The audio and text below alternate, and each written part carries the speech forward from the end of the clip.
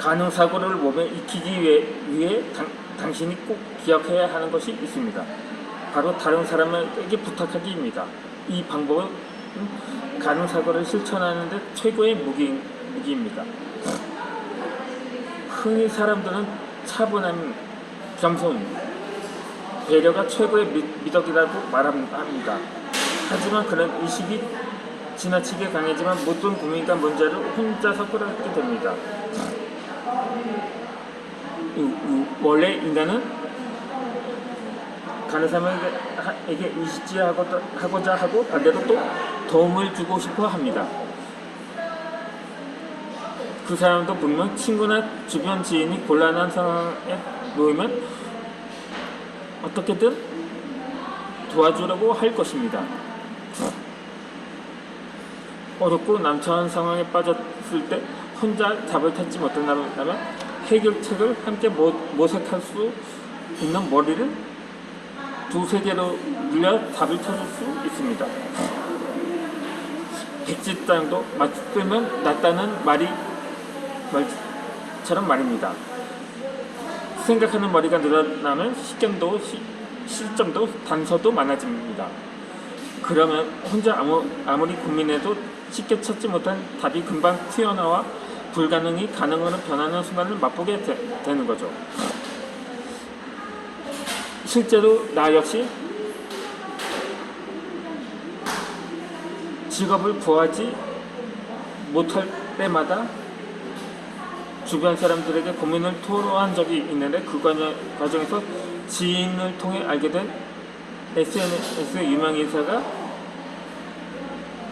저에게 조언을 해주고 저에 대한 장점을 잘 소개해준 덕분에 또 엄청난 도움이 되기도 했습니다. 하고 싶은 일이 있는데 도무지 방법을 찾을 수 없다는 부정적인 생각이 있어서 쉽게 포기를 해서는 안 되는 거죠. 마음만 먹으면 주변에 도움을 주는 사람을 반드시 찾을 수가 있습니다. 만약 주변에 없다면 누가 쉽게 이야기 나눌 수 있는 온라인에서 나에게 조언해 줄 수 있는 사람을 만나는 일 역시 어렵지 않습니다.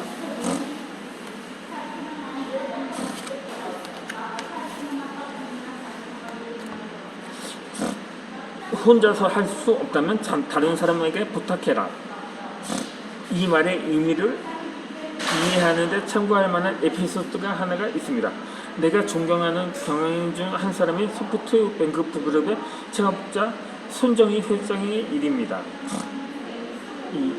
몇 년 전에 손 회장이 소프트뱅크 대표이사 부사장이었던 니케시 아로라를 후보로 지명해 다수의 언론 매체에서 전혀 예상치 못한 일이라며 크게 화제가 된 적이 있습니다. 사실 손 회장은 이미 오래전 소프트뱅크를 2040년까지 시가총액 2천조 원, 세계 10위권 기업으로 만들겠다는 분명한 목표를 밝혔었습니다. 그 당시 소프트뱅크의 시가총액은 31조 원 전후 제 아무리 천재 경영인이라 해도 이뤄내기 힘든 터무니없이 큰 목표 설정이었던 거죠. 한편 아로라 부사장은 시가총액 466조 원을 자랑하던 구글 경험한 인물이었습니다. 그 정도 규모의 기업에서 경영 이력을 가진 사람은 손 회장은 고소하고 소프트뱅크의 다른 임원 중에서도 전무했습니다. 그렇기 때문에 더욱 아로라 부사장의 힘이 필요했던 거죠. 이후 부사장은 소프트뱅크를 떠났지만 여기서 배워야 할 점이 하나 있습니다.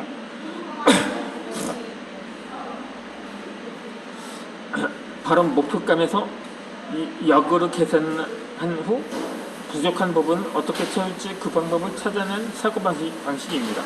목표를 이뤄내기 위해 기꺼이 타인의 능력을 활용하는 것, 즉 다른 사람에게 도움 구하기를 통해 불가능을 가능으로 바꾼다는 점이 중요합니다.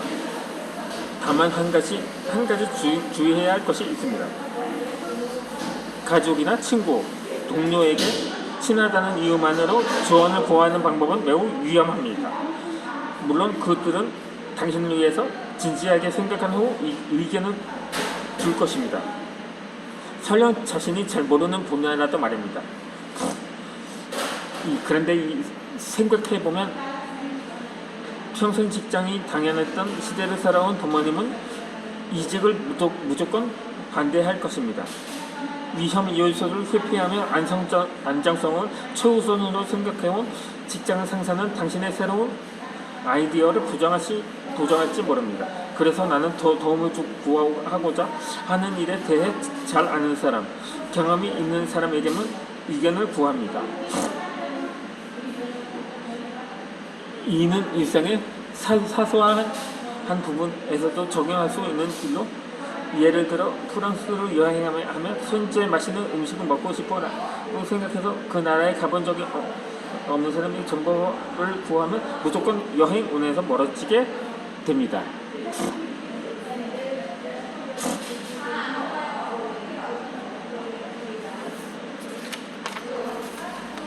그러니 혼자서 해결하기 어려운 문제가 있다면 주변에 도움을 구하되 그 문제를 잘 아는 사람을 찾아가야 좋은 운을 높일 수가 있을 것입니다.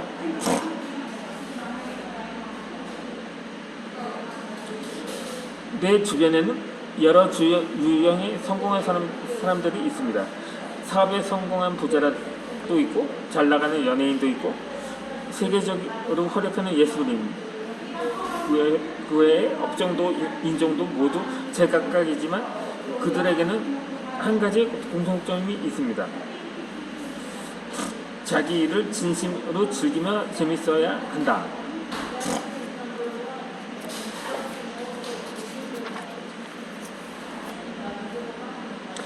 즐기면서 한다는 가능사고의 중요한 키워드입니다. 즐기는 습관을 관점을 살짝 바꾸기만 해도 간단하게 몸에 익힐 수 있습니다. 말하자면 해야 하는데 라는 생각을 하고 싶어도 마음속으로 바꿔 말해보도록 하는 것입니다. 그것만으로도 마음이 편해지고 찝찝했던 기분도 긍정적으로 바뀝니다. 이 말을 입 밖으로 내뱉으면 더욱 효과적입니다.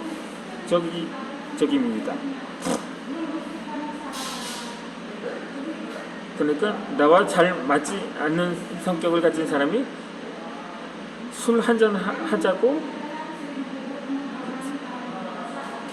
설득하는 경우를 상상해 보도록 하면 그 사람이 불편한 시간을 보낼 바에는 빨리 집에 가서 욕조에 몸을 담그고 싶다는 생각이 들지만 계속 거절할 수는 없을 것입니다. 피할 수 없는 상황이 됐을 때는 오히려 그 사람과 술 한잔 하고 싶어 라고 말해볼 수가 있을 것입니다. 실제로 원해서 하는 말이 아닌데도 입 밖으로 내뱉는 순간 그래 한번 그렇게 해보자 라는 생각이 들기 시작할 것입니다.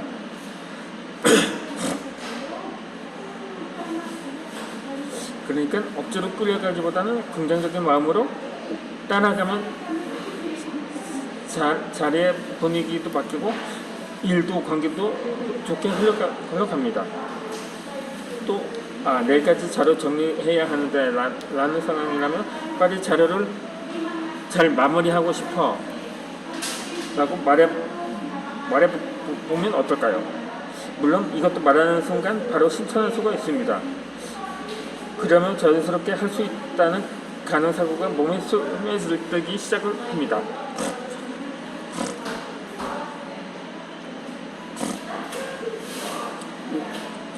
그러니까 이 해야 하는 데를 하고 싶어라고 바꿔 말해서 하기 싫은 일을 끝마치면 그 일은 하나의 성과이자 성공 경험이 됩니다.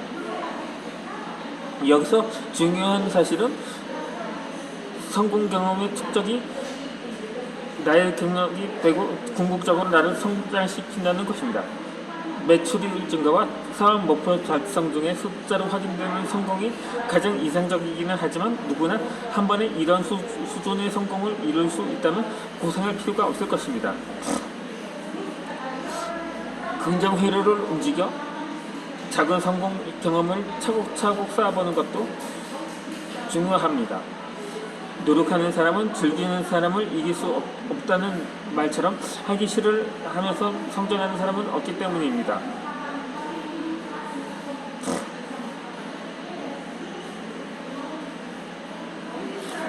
나의 경우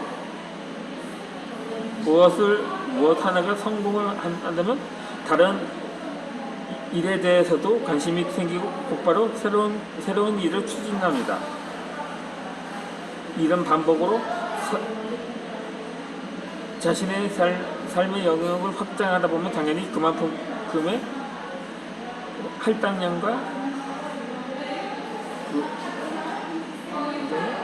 운동량이 늘어납니다. 그러나 아무리 일이 많아져도 스트레스를 잘 받지 않습니다. 이유는 이 상황을 힘들다고 생각하는 게 아니라 재미있는 일들이 점점 늘어나고 있다며 즐기기 때문인 거죠.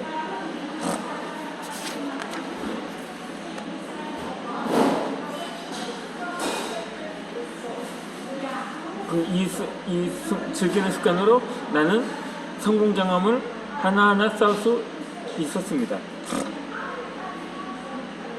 그렇게 하고 싶다라고 바꿔 생각하고 입으로 내뱉는 습관을 몸에 익히면 매 순간이 작은 성공 경험으로 바뀌어 두근거리는 일상으로 변하게 됩니다.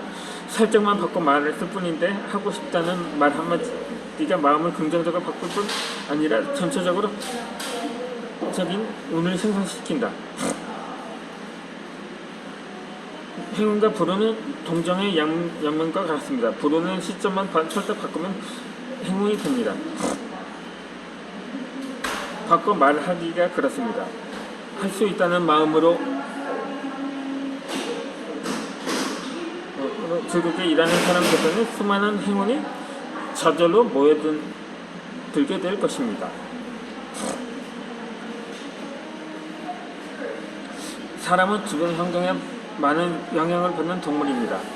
멘탈도 그렇고 운도 마이너스의 소용돌이에 빠지기 쉬운 자다가 좋지 않은 것만 보고 있으면 어느새 기분도 우울해집니다. 반대로 자신의 주변을 긍정적인 요소로 가득 채우면 언제나 행복하게 보낼 수가 있는 거죠. 그래서 내가 추천하고 싶은 방법은 부정적인 요소를 끊고 버리고 벗어나게 하는 발상입니다. 미니멀리즘 열풍 속에서 생기는 일본의 단샤리라는 개념이 있는데 본래 이 개념은